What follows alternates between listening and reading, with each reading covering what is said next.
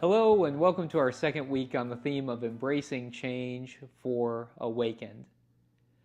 The book of Revelation is a little weird. A lot of people don't know quite what to do with the book of Revelation, but I have come to love it.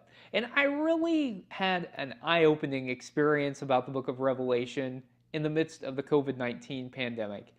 For many of us who live in the developed world, that was as close as we have ever gotten to feeling like the world was actually falling apart.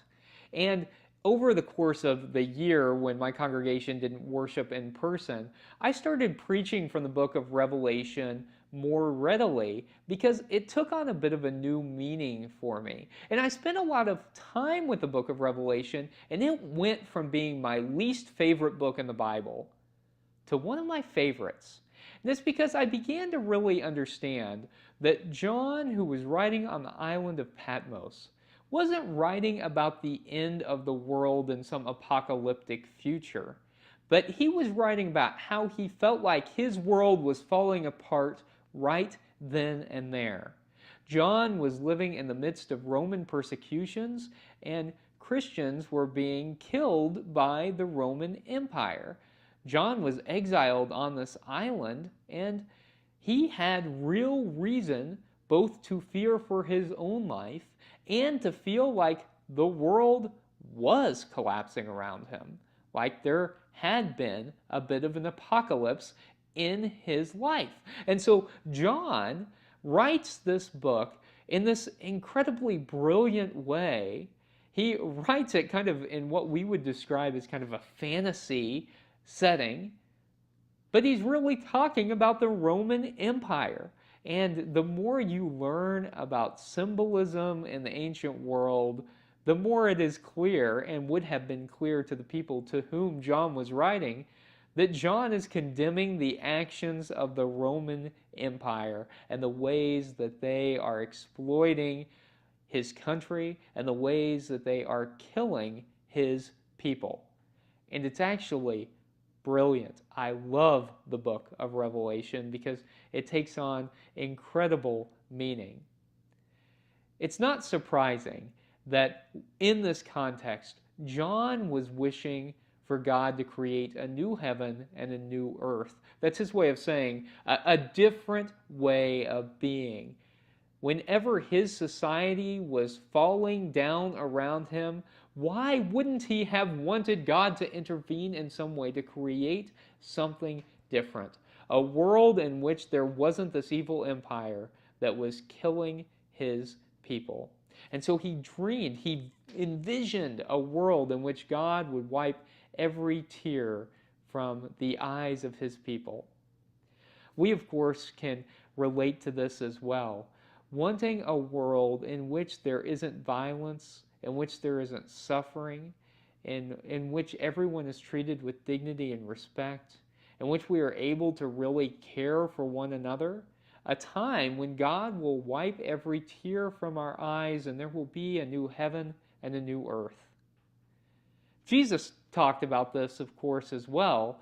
Jesus said that new heaven, that new earth, that vision where God will wipe every tear from our eyes, where people are not being oppressed and marginalized, where there isn't suffering caused by other human beings, that place is called the reign of God on earth.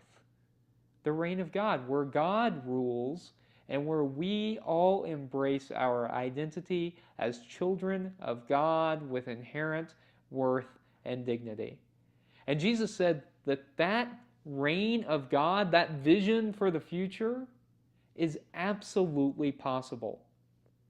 All we have to do is follow the teachings that Jesus gave us that are about love and compassion and respect and lifting up those who are on the margins and ensuring that everybody has enough. Because it is an enormous lie that there's not enough on this earth for all of us. There is enough. There's enough food, there's enough water, there is enough money, there are sufficient vaccines and medicines. We just have to be less concerned with profit and our own prominence and more concerned with justice for those living on the margins, an equitable share for all, the reign of God on this earth. That change is absolutely possible, and we are called to work for that societally. We are, of course, called to work for that interpersonally, to think about how it is that we relate to people, but we're called to work on that systemically as well. And that's why our faith necessarily informs the way that we view political issues. Because if we really want a world where there's a new heaven and a new earth, where God will wipe every tear from our eyes, then we have to work for it. We have to get involved in the political process and ensure that the laws that are being passed are laws that benefit those who are being oppressed. Change is at the heart of the Christian tradition, because it was change that Jesus talked about, change that created the reign of God on this earth.